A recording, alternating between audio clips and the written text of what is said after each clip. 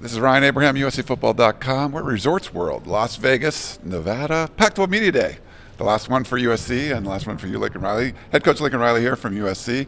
What's it been like? From you came here last year, it seemed like a lot of stuff was going on. Now it's like maybe things have settled down a little bit. It's like a lot different from year one to year two for Media Day.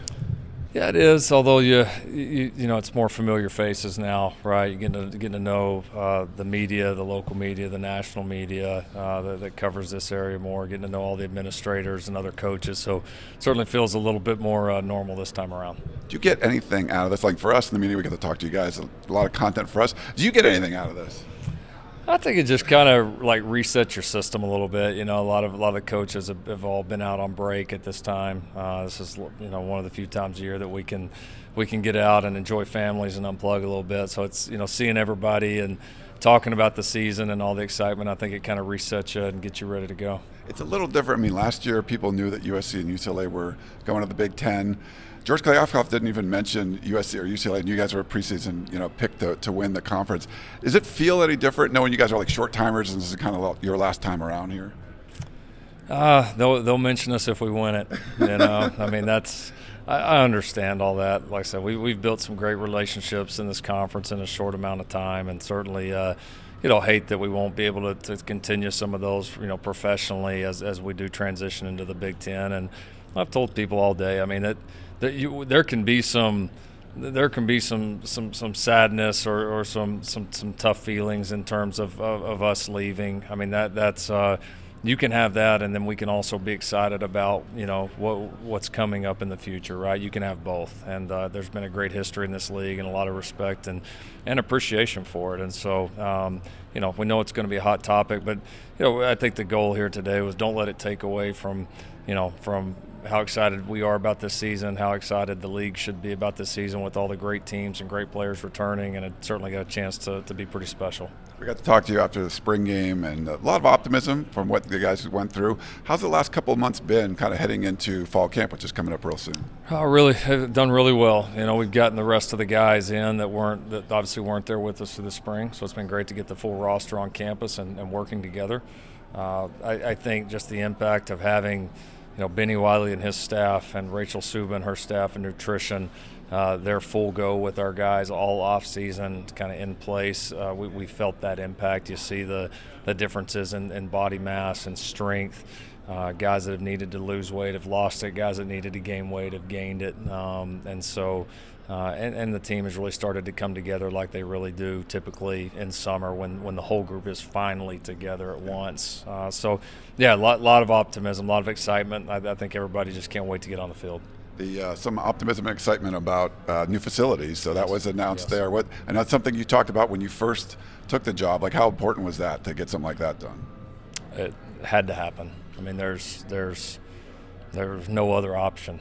Honestly, I mean, it's critical, and we got so many boxes here that are checked, and not just checked, but checked in a great way. But to be elite, you can't pick which boxes you want to check and which ones you don't, right? You gotta continue to be able to provide the very best for student athletes, and this was one of those. And very appreciative to the university, our leadership, the donors. I mean, everybody that supports USC football for getting behind this. We're going to build a facility that is one of the best in the country, that is incredibly functional for our players, and one also, and I think this is really important, that honors the tradition and history this sport has, the USC football has in the sport, and then just within the tradition of USC in general.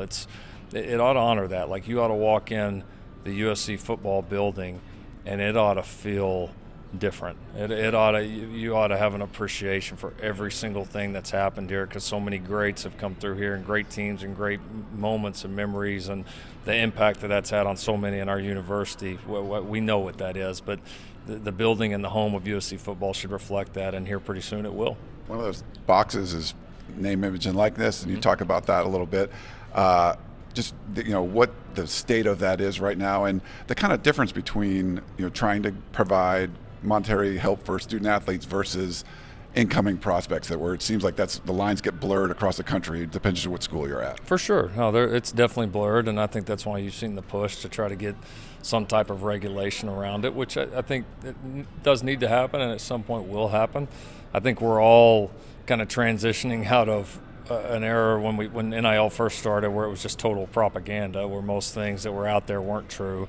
We're starting to really get a feel for and actually get real data on kind of what the market is right now, which has been good, and hopefully that'll lead to us, developing and continue to clean up the system and kind of how it works.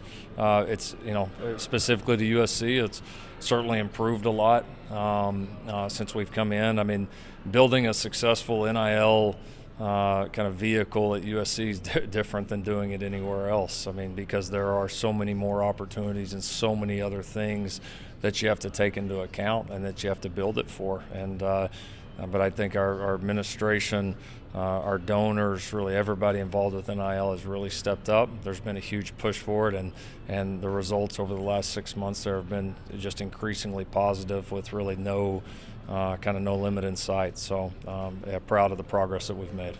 I know you got to go. Want to talk about the defense real quick, if that's okay. Sure. Do you look at offensive numbers, and I mean, is there statistics or anything you point to as far as either offense or defense, like yards per play or rankings, or where you would want your offense or your defense to be ranked? Is there something like a way to evaluate compared to the other teams in the country? Yeah, I mean, you listen. You can take bits and pieces from all of those stats and find value in that. The reality is, nobody plays the same schedule. Nobody plays everybody in the same situations with the same matchups. And so there's always going to be a little bit of variability. But I think, to me, when you evaluate it, the big things that I look at are, does a group continually make impactful plays that affect the ball game in a positive nature for us? And that's something as you watch, you certainly get a feel for it.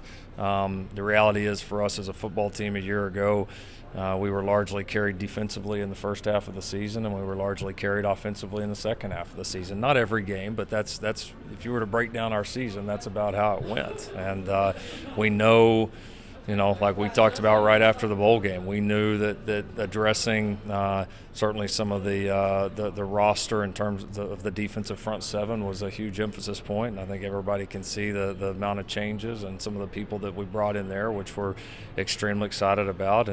And again, a lot of my confidence goes back to we've got a defensive staff led by Alex Grinch that has done this and has done it multiple times and in multiple places, and is going to do it again at USC. All right. USC head coach Lincoln Riley here at Pac-12 Media Day. Thanks for your time, Coach. Absolutely. Good luck this season. Make sure you guys check out uscfootball.com for more. Right on.